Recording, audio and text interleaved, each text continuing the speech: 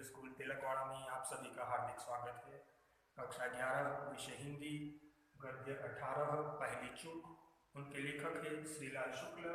वे प्रसिद्ध व्यंग्यकार और कथाकार रहे हैं। उनका जन्म 31 दिसंबर 1925 में हुआ था। ये जो गद्य है उसमें लेखक ने व्यंग किया है ग्रामीण जीवन और शहरी जीवन, ये दोनों का जो भेद है वो कुछ लोग नहीं जानते।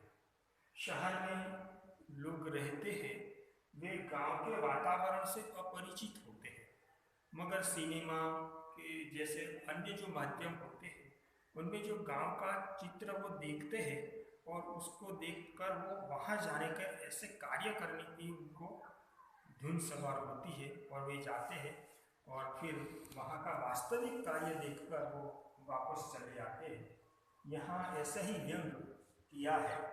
लेखक कहते हैं कि उन्होंने एक कहावत सुनी थी, उत्तम खेती मध्यम बाण उधम चाकरी भीख निदान।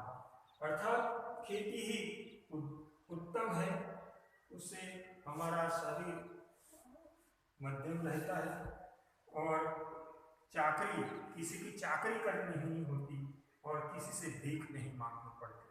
इसीलिए खेती एक उत्तम व्यवसाय है, ऐसा लेखक ने एक कहावत सुनी थी। वे बीए पास होते हैं और बीए पास होने के बाद वो काम की तलाश करते हैं, काम उनको नहीं मिलता है तो उन्होंने सिनेमा देखा था। तो सिनेमा में उन्होंने गांव का एक सुंदर चित्र दृश्य उन्होंने देखा था कि गांव में अच्छी तरह से किसानी होती है और वे उसके लिए अपने गांव चले जाते हैं। चचा के पास जाते हैं और चचा को कहते हैं कि चचा मैं खेती करना चाहता हूँ। तो चचा कहते हैं कि तो पढ़ा लिखा व्यक्ति और खेती करेगा, खेती हम जैसे जाहिलों का काम है। खेती में तो मिट्टी से गोबर से दिन रात रहना पड़ता है, अच्छे कपड़े पहनकर वहाँ पर खेती नहीं होती।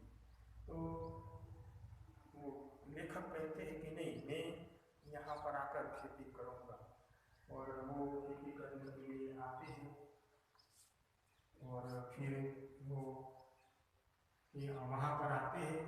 चचा को कहते हैं कि मुझे अपना खेत कहाँ पर है। तो चचा उसे कहते हैं कि गांव के दक्षिण की ओर रामेश्वर बाग की आगे से एक गलियारा है, गलियारे के पश्चिम में एक राह निकलती है, उस राह से एक मेंढ जाती है, मेंढ के पूरब में गन्ने का खेत है, गन्ने के पास बाजरा है, वहीं पर अपना खेत है।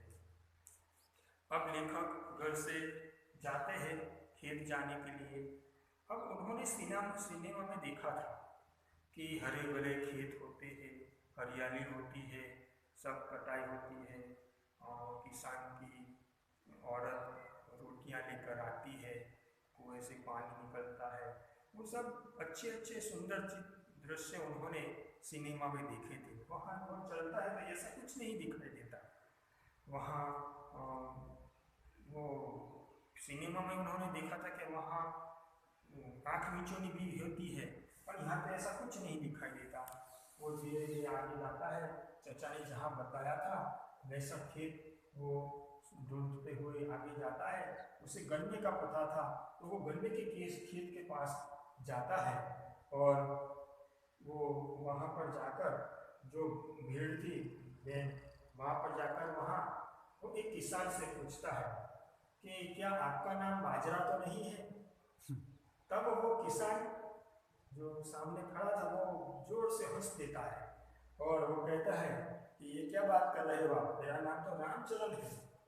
तो फिर वो जोर जोर से हंसता है। आस पास के 3-4 और भी किसान थे, उन सबको बुलाता है और सबको कहता है देखो भाई ये मुझे बाजरा कहता है, उसको बाजरा और नाम में कोई फर्क नहीं दिखाई देता। लेखक को लगता है कि मुझसे कुछ भूल हो गई है, तो वो फिर से कहते हैं कि नहीं नहीं, मैं आपको नहीं, मैं तो बाजरे के पेड़ का छाया ढूंढ रहा था। तो ये लोग फिर से जोर से हंसने लगते हैं, क्योंकि बाजरा का पौधा होता है, पेड़ उसका नहीं होता। तो वो जोर से हंस देते हैं और हंसते हुए वो आगे निकल जाते हैं। बाद में लेखक को लगता है मुझसे शायद बहुत बड़ी चूक हो गई है। वो फिर कृषि शास्त्र की बड़ी बड़ी किताबें लाते हैं और वहाँ पर उनमें से वो उनका अभ्यास करते हैं और किसानी कैसे अच्छी तरह से की जाए, उसके बड़े बड़े जो अच्छे नियम होते हैं वो उनको समझने का प्रयत्न करते हैं। दूसरे दिन वो चचा के पास जाते हैं। चचा को लगता है नहीं, फिर वो जो कुछ छोटा सा कार्य है, मान लीजिए उनको खाद लेने जाना है, औजार लाना है, छोटी छोटी सभी बातों के लिए उनको शहर में ही जाना पड़ता है। तो वही सोचते हैं कि क्यों मैं फिर गांव में रहूं, शहर में रहकर मैं किसानी क्यों न करूं। तो वो फिर अपने चचा के पास जाते हैं। चचा को कहते हैं कि चचा मैं शहर में रहकर किसानी करूंगा। तो चचा कहते हैं कि मुझसे पहली चूक हुई कि मैं तुझे समझ नहीं पाया। तो लेखक कहते हैं कि नहीं, तुम्हारी से पहले चूक नहीं हुई, चूक मुझसे हुई कि मैंने बाजरे को व्यक्ति समझा। दूसरी चूक मुझसे ये हुई कि बाजरे को मैं छायादार पेड़ समझा। चचा कहते हैं कि मैं जानता हूँ तो शहर के वातावरण में पला और जिस प्रकार भूखे प्राणी को खाने के पास छोड़ा जाए तो वो जैसे उस पर झपटते हैं, उसी प्रकार मेरा गांव से शहर में जाना स्वाभाविक है। तू जा और वहाँ से रहकर तुझे जो काम करना है वो कर। इस प्रकार से वो हंसते हुए चचा अपने रास्ते पर चले जाते हैं और लेखक अपने रास्ते पर जाते हैं।